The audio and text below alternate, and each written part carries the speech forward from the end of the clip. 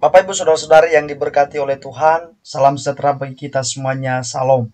Sebelum kita mendengarkan firman Tuhan hari ini sebagai renungan bagi kita, mari kita mengawali dengan berdoa. Tuhan, kami bersyukur kepada Engkau atas penyertaan dan kasih serta berkat-Mu yang kami senantiasa rasakan sampai saat ini.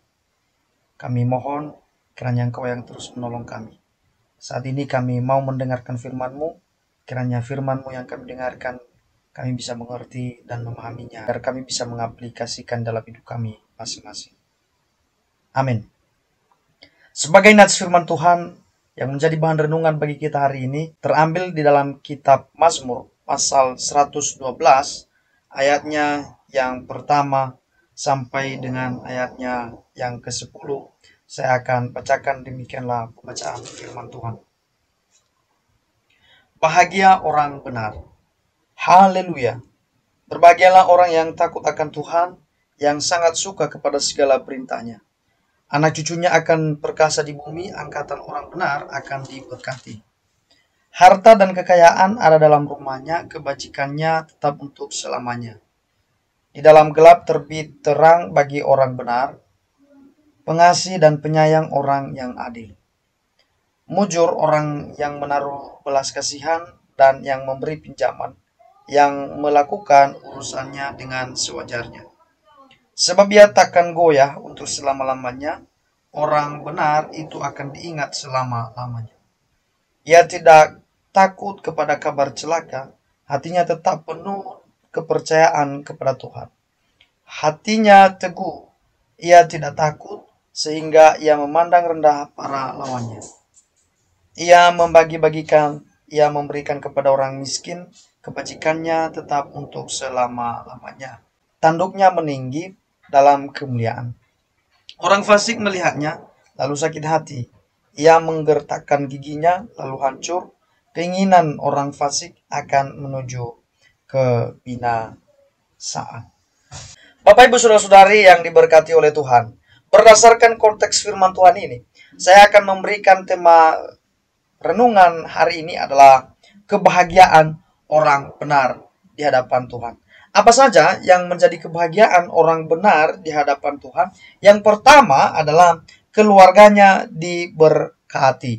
Perhatikan ayat yang pertama sampai dengan ayatnya yang kedua. Di situ disampaikan bahwa berbahagialah orang yang takut akan Tuhan, yang sangat suka kepada segala perintahnya. Anak cucunya akan perkasa di bumi, angkatan orang benar akan diberkati. Ayat 1 sampai dengan ayat 2 ditekankan di situ bahwa orang yang menyukai firman Tuhan, dia pasti akan bahagia. Jadi, kalau misalnya kita mau hidup bahagia, maka kita harus menyukai firman Tuhan. Kita harus melakukan firman-Nya. Maka senantiasa itu akan memberikan kebahagiaan kepada kita. Yang kedua adalah karirnya diberkati. Perhatikan ayatnya yang ketiga, dikatakan di situ. Harta dan kekayaan ada dalam rumahnya, kebajikannya tetap untuk selama-lamanya. Saudara-saudari, tentunya harta dan kekayaan itu pasti muncul ketika seseorang melaksanakan pekerjaan, karirnya. Kalau misalnya seorang dalam bekerja tidak diberkati oleh Tuhan, maka otomatis pasti harta dan kekayaan itu tidak akan datang kepadanya. Nah, oleh sebab itu, seharusnya kalau misalnya kita mau karir kita baik, maka kita harus mencintai Tuhan. Kita harus mengasihi Tuhan. Yang ketiga, yang terakhir adalah kekuatan didapatkannya. Jadi perhatikan ayat yang keempat sampai dengan ayatnya yang ke-10. Di situ diberikan suatu perbedaan antara orang benar dan orang fasik. Orang benar akan memperoleh kekuatan, sementara orang fasik akan lemah dan akan terkalahkan. Jadi oleh sebab itu saudara-saudari, marilah kita mencintai Tuhan. Marilah kita melakukan apa yang benar. Maka percayalah bahwa kebahagiaan itu akan Tuhan berikan kepada kita.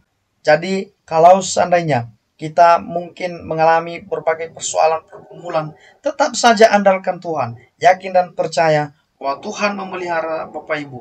Tuhan menjaga saudara-saudari. Tuhan memberkati saudara-saudari. Tuhan Tuhan memiliki berbagai macam cara untuk memberkati setiap orang yang dikasihinya. Dan kita yakin dan percaya, janji-janji Tuhan, janji Allah dalam firman-Nya itu pasti digenapinya bagi kita. Bukankah Allah kita itu adalah Allah yang dahsyat? Dia sanggup memberkati saya dan memberkati Bapak Ibu. Asalkan kita mau taat kepadanya, Dia pasti memberikan kepada kita kebahagiaan sepanjang hidup kita. Tuhan Yesus memberkati. Mari kita berdoa. Sungguh kami merasakan sukacita berdasarkan firman-Mu yang kami dengarkan hari ini, Tuhan. Hanyalah Engkau sumber kebahagiaan bagi kami. Engkau yang terus kami andalkan dan yang menuntun hidup kami ini. Berkati kami, dalam nama Yesus kami berdoa. Amin.